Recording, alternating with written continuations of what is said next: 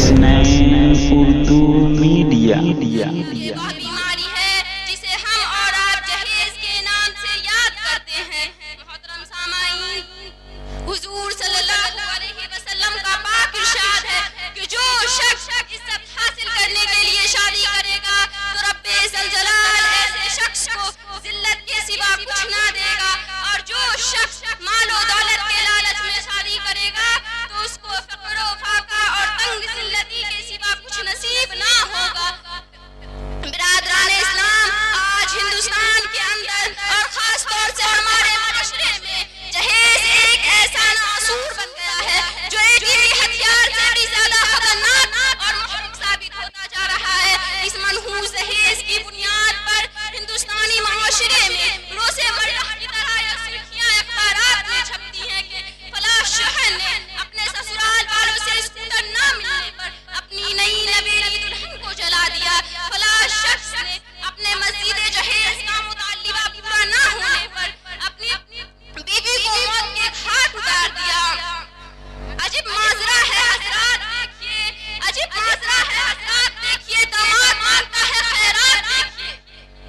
میرے پیارے دوستوں اور بہنوں، اخبارات کی یہ سرخیاں بھی غیر قوموں کے ہی بارے میں نظر آ رہی ہیں، مگر افسوس، صدا افسوس کہ اسلامی معاشرے کے اندر رفتہ رفتہ یہ وبا پھیل چکی ہے۔ یہ اسلامی معاشرے میں اندر جہیز کے لیے بھیٹ چڑھانے والی کہیں فاطمہ، کہیں رضیہ، کہیں شبنم و فرزانہ اسلامی شریعت کے نام لیواؤں سے یہ کہہ رہی ہیں کاش ہماری اسلامی شریعت کتابوں اور بازو کی بجائے عمل میں آ جاتی۔ برادران اسلام، عورت رب ذوالجلال کی جانب سے عطا کردہ وہ حسین تحفہ ہے جس نے انسانوں کی زندگی میں رہنمائی بخشی۔ اسی عورت کے دم سے نظاروں میں خوبصورتی پیدا ہوئی، اسی معصوم کلی نے حضرت آدم علیہ السلام کی زندگی سے خوف و وحشت کو دور کیا۔ محترم حضرات، آج کے ان معصوم شہزادیوں پر ظلم و ستم کے پہاڑ مارے جا رہے ہیں، آج بھی ان عورتوں کے ارمانوں کا خون کیا جا رہا ہے، اور خاص طور سے غریب گھرانے کی بچیوں پر خدا کی زمین اپنی وسعت اور کشادگی کے باوجود وہ تنگ ہو رہی ہے۔ ساری دنیا میں یہ بات آگاہ ہے کہ جس گھر میں لڑکی جوانی کی دہلیز پر قدم رکھتی ہے اسی وقت سے والدین کی نیند حرام ہو جاتی ہے، زندگی کا ہر لمحہ سانپ بن کر ڈسنے لگتا ہے۔ ایک طرف لڑکی کی اٹھتی ہوئی جوانی ہوتی ہے تو دوسری طرف جنسی بھیڑیوں کی اٹھتی ہوئی نگاہیں، تو تیسری طرف پڑوسیوں کی بری نظر ہوتی ہے۔ محترم حضرات، جب والدین ان گلاب کے پھولوں کو سجانے کے لیے کسی لڑکے کی تلاش کرتی ہے تو جہیز کا مطالبہ ان کے ارادوں کو وہیں شمار کر دیتا ہے۔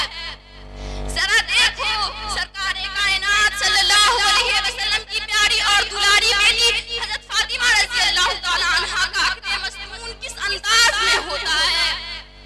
بدن پر جو چادر ہے اس میں 16 پیبند لگے ہوئے ہیں، بنت رسول ہونے کے باوجود جہیز میں ایک بستر، ایک چکی، ایک مٹکا اور دو چادر حضرت علی رضی اللہ تعالیٰ عنہ کو پیش کیا جا رہا ہے۔ آج ہم یہ کہتے ہیں کہ ہمارا بیٹا ڈاکٹر ہے، ہمارا بیٹا انجینئر ہے، ہمارا بیٹا پائلٹ ہے، ہمارا بیٹا گریجویٹ ہے، ہمارا بیٹا ٹیلی فون آپریٹر ہے، ہمارا بیٹا سعودی عرب میں رہتا ہے، اس لیے جہیز میں جہاں چاہیے۔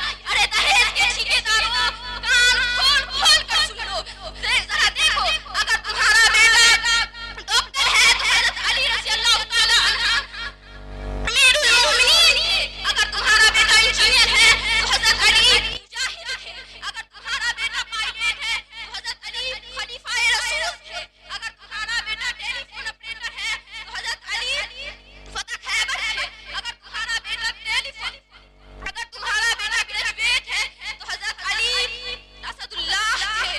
آئیے ہم سب مل کر اس بات کا وعدہ کریں کہ انشاءاللہ جہیز نہیں لیں گے۔ اللہ ہم سب کو سننے سے زیادہ عمل کرنے کی توفیق دے، آمین۔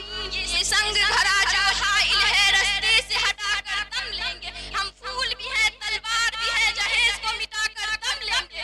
اگر ہماری ویڈیو اچھی لگی تو حسنین اردو میڈیا کو لائک کریں، کمنٹ کریں، شیئر کریں اور سبسکرائب کرنا بالکل نہ بھولیں۔